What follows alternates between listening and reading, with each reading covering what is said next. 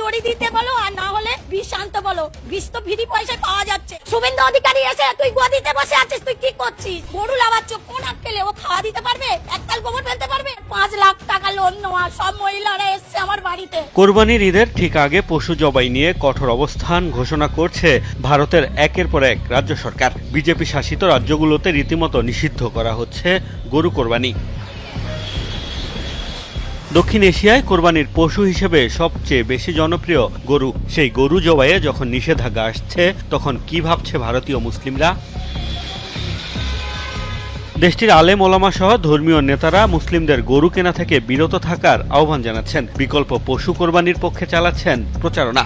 এমনকি গরুকে জাতীয় পশু ঘোষণার দাবিতে সরব হয়েছেন ভারতীয় মুসলিমদের অনেকে।